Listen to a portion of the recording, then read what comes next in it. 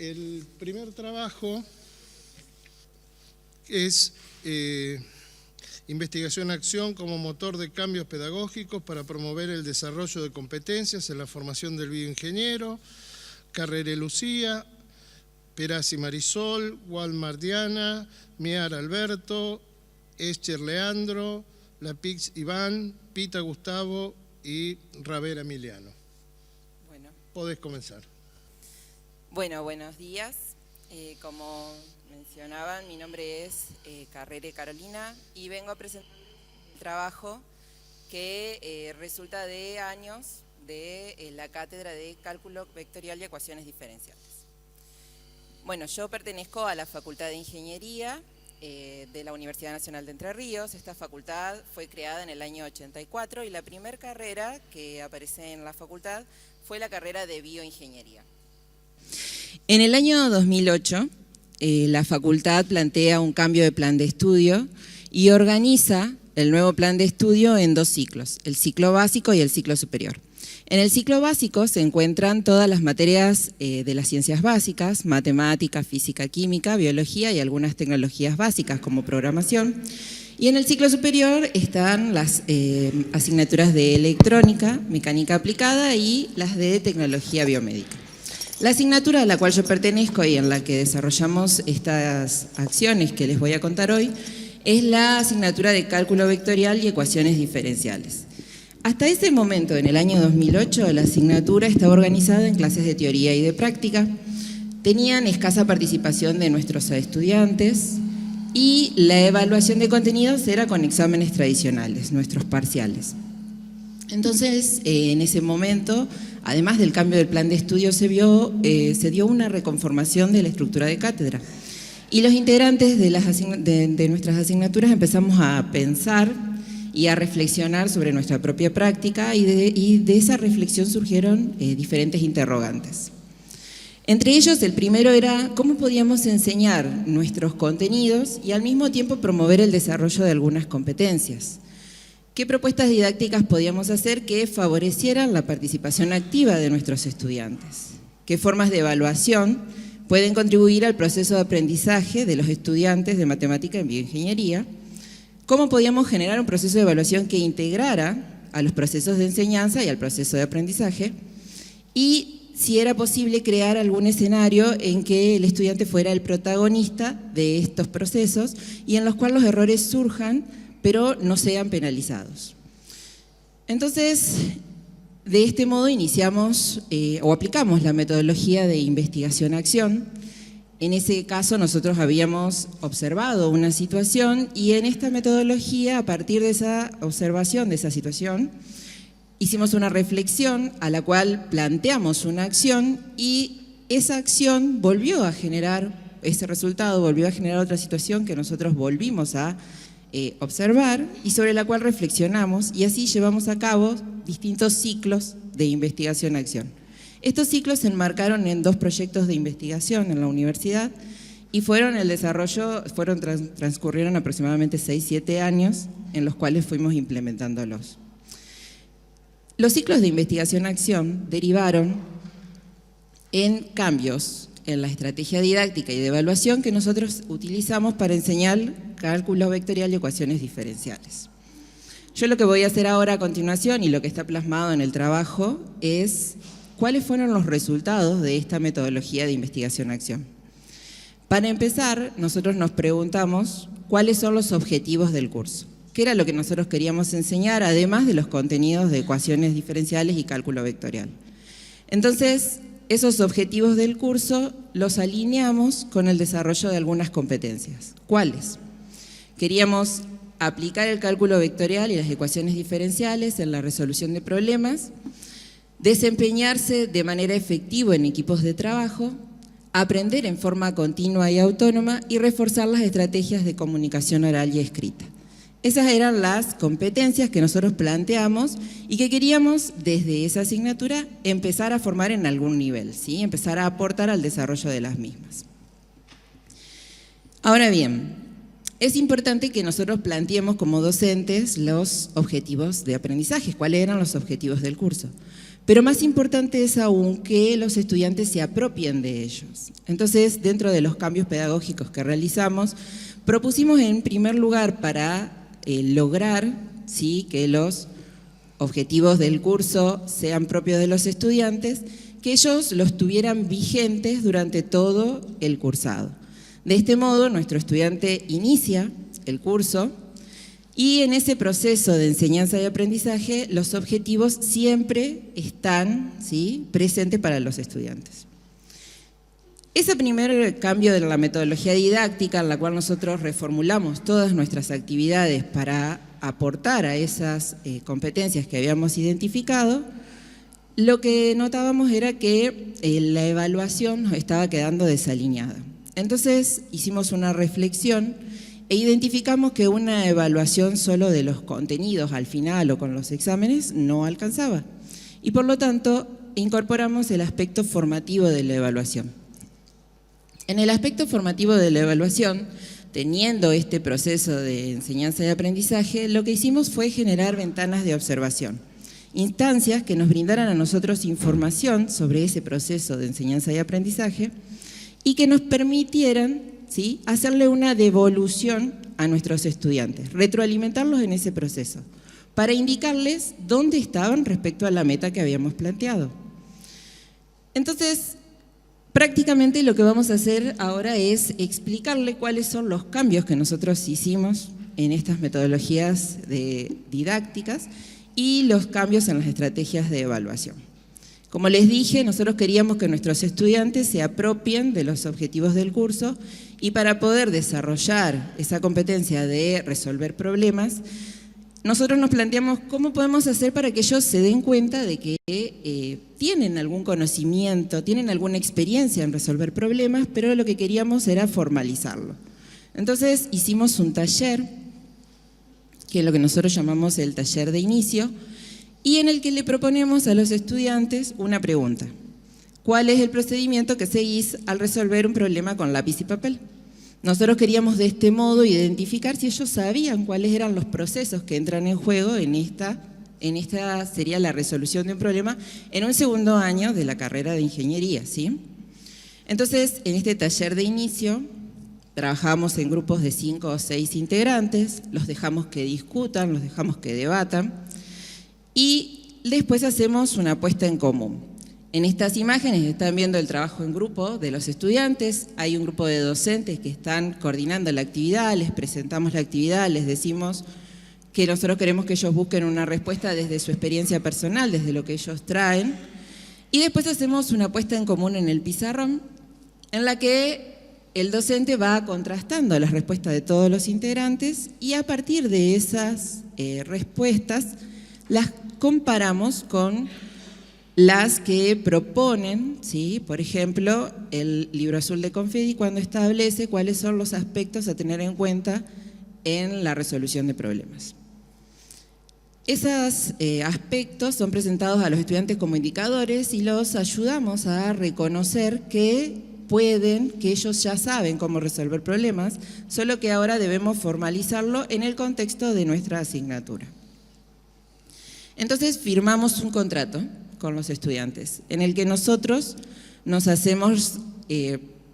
acordamos, o sea, nos comprometemos a explicitar esos indicadores o esos aspectos a tener en cuenta en la resolución de problemas todo el tiempo durante el cursado. Y los estudiantes, ¿sí?, se comprometen a revisar esas pautas y a tenerlas en cuenta, no solamente al momento de rendir el examen, sino también durante las clases. Ese fue uno de los primeros cambios que es resultado de este proceso de investigación-acción. Estos aspectos nosotros los volcamos en una rúbrica. Esta rúbrica está dividida en 8 aspectos, nosotros los definimos de ese modo. Abordan precisamente los aspectos que acordamos en el contrato didáctico y se utilizan para, ¿sí?, corregir los exámenes, para corregir los trabajos prácticos de laboratorio, que a continuación les voy a contar, y para corregir las actividades en el aula también. Estos aspectos están divididos a su vez en una escala cualitativa, de manera de que el estudiante todo el tiempo sepa qué es lo que él tiene que hacer para poder alcanzar esa categoría de bien, y si no la alcanza, dónde se encuentra en esa categoría. Entonces, como ejemplo, les traigo, esto es un ítem de uno de los ejercicios de un examen parcial, y aquí estaría la rúbrica que utiliza el docente al momento de corregir. La devolución no es solamente cuantitativa, sino también cualitativa. Habiendo generado entonces en los estudiantes este reconocimiento de cuáles son los objetivos que nosotros queremos que alcancen en relación a la resolución de problemas y volcado eso en una rúbrica, también hicimos cambios en la clase, porque teníamos que utilizar esa rúbrica en la clase y favorecer que los estudiantes participen más activamente de las clases. Entonces incorporamos lo que nosotros llamamos los informes semanales de resolución de problemas. Estos informes son unos trabajos escritos en los que los estudiantes trabajan en grupos de 3 alumnos y tienen que hacer una tarea antes de la clase y durante la clase. Antes de la clase, el estudiante tiene el trabajo, trabaja con sus compañeros de grupo, e intenta encontrar soluciones a los problemas que planteamos, ¿sí? Intenta, no tiene que traer la solución correcta al aula, tiene que traer una propuesta de solución, y si no encuentra esa solución tiene que decir por qué no la encuentra, qué fue lo que le faltó, ¿sí?, para poder hallarla, qué es lo que el grupo no tenía a mano para poder plantear la solución del problema. Después, durante la clase, trabajamos de manera oral y en un debate con sus compañeros los resultados que cada uno realiza respecto de los problemas planteados. Entonces ahí el docente ya no está al frente de la clase, como era antes en una práctica en la que se ponía y escribía él en el pizarrón y los estudiantes copiaban, sino que actúa como una guía, como un orientador, ¿sí?, en este proceso, y precisamente lo que hace es coordinar el debate entre los estudiantes. Entonces, los informes semanales no solamente nos brindaron una producción escrita de los estudiantes, sino que también favoreció la incorporación de una comunicación oral en las clases de prácticas. Esa comunicación oral es la exposición. El estudiante ahora pasa de estar en el asiento, en el banco, a estar al frente y contarle a sus compañeros cómo hizo para resolver. ¿Cómo hizo para encontrar el teorema? ¿Cómo hizo para aplicarlo? ¿Qué condiciones tuvo en cuenta? ¿Qué hipótesis verificó para que se pudiera aplicar? De este modo surgen en la misma clase 3 instancias de evaluación formativa, ¿sí? La primera tiene que ver con una evaluación entre pares. ¿Por qué? Porque estamos el docente, el alumno, sus compañeros, él expone, en este caso está haciendo uso de un recurso, ¿sí?, pero también muchas veces puede copiar la resolución que él hizo en su papel, copiarla y compartirla con sus compañeros, y de ese modo, a partir del debate, sus compañeros van intercambiando otras posibles soluciones. Después hay una instancia de autoevaluación. ¿Por qué? Porque el que está sentado en el banco está contrastando su trabajo con el del compañero, y a la vez el docente le está informando si la resolución que plantea el compañero es correcta o no, y la autoevaluación se da, por ejemplo, esto es un trabajo de un alumno en el que en esta esquina superior él está haciendo hincapié de que se olvidó de plantear o de verificar una de las hipótesis. Entonces, la autoevaluación, él en ese momento, por ahí si no se anima a preguntar, logra a partir del comentario o la devolución que el docente está realizando al que está exponiendo, identificar cuáles son las dificultades que él tuvo al momento de plantear el ejercicio o lo que le faltó completar. Y finalmente, como vengo mencionando, la revisión del docente durante esa exposición oral. O sea, en este caso estamos viendo un ejemplo en que el alumno estaba copiando su resolución y el docente va marcando e intercambiando, ¿sí?, a través de preguntas y del diálogo con los alumnos que están en la clase. Bien. Esto tiene que ver con las metodologías de las prácticas. Finalmente, nosotros, aparte de incorporar los informes semanales que trabajan en grupo, hicimos un rediseño de los trabajos prácticos de laboratorio. Este rediseño tiene como fin favorecer el desempeño en equipos de trabajo, ¿sí? Los trabajos prácticos de laboratorio están organizados también con problemas, trabajan en grupo e incorporan el uso de software. ¿El rediseño en qué consistió? Incorporamos actividades individuales, pero que el resultado de esas actividades individuales de los estudiantes que formaban parte del grupo sea utilizado para precisamente una discusión grupal, para obtener conclusiones finales respecto del trabajo. Y a la vez también generamos ventanas de observación utilizando la plataforma Moodle, ¿sí? En la cual nosotros generamos precisamente momentos en los que ellos podían entregar borradores de su trabajo y realizar consultas, además de presenciales, virtuales. La tarea del trabajo práctico de laboratorio también tiene una instancia de autoevaluación y coevaluación que los invita a reflexionar no ya sobre los contenidos que se desarrollaron en el trabajo, sino sobre su contribución al resultado del trabajo en grupo. Y como conclusiones de este proceso de investigación-acción es que nos posibilitó, centrar la formación en el desarrollo de competencias desde el ciclo básico. Nosotros, a partir de lo que les estoy presentando, hemos ido generando distintas actividades de evaluación y de enseñanza que posibilitan el desarrollo, aportan al desarrollo de las competencias, ¿sí?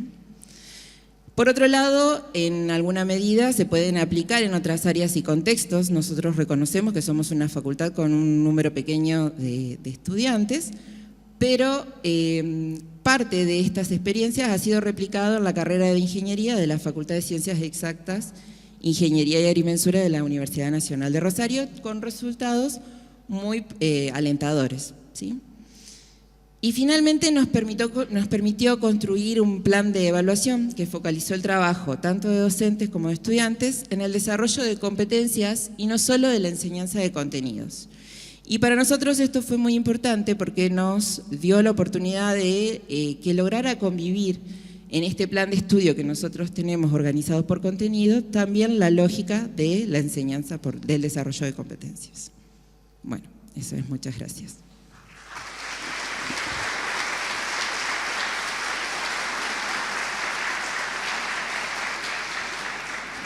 Gracias, profesora.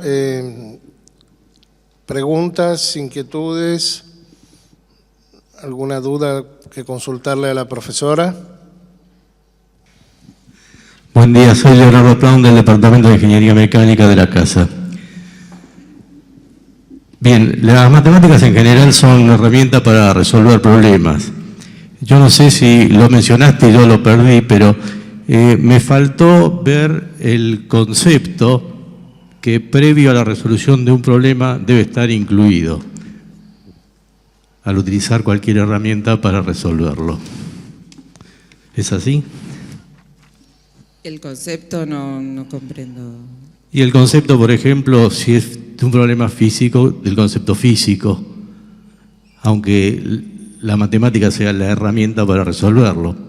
Porque yo, por ejemplo, en física puedo dar una expresión matemática de fuerza por distancia, y esa fuerza por distancia puede equivaler tanto a un momento como a trabajo, que son dos conceptos totalmente diferentes. En este caso yo le estaba comentando las modificaciones que incorporamos en las clases prácticas, porque precisamente hasta este momento, hasta los resultados que yo les estoy comentando en este momento, la organización seguía siendo teoría, coloquio, práctica. Por lo tanto, los alumnos llegaban a la práctica habiendo visto los conceptos que necesitaban o que estaban involucrados en la resolución de los problemas que les habíamos planteado. ¿Era eso lo que usted me preguntaba? No directamente. Yo creo que al comenzar a resolver el problema matemáticamente deberían poner de manifiesto el concepto que están utilizando. ¿Usted se refiere a un concepto físico, como por ejemplo el por trabajo? Ejemplo, en el caso de un concepto físico, que sea físico, si es de otra naturaleza ingenieril, que sea de la otra naturaleza. Los problemas que nosotros le planteamos, y principalmente los vinculados con física, son con física mecánica, que es una asignatura previa a cálculo vectorial y ecuaciones diferenciales. Es una materia de primer año y para cálculo vectorial la mayoría ya la tiene aprobada y la necesitan regularizada para poder... Bien, gracias, muy amable. Bueno, Si no hay más preguntas, un fuerte aplauso nuevamente para la profesora.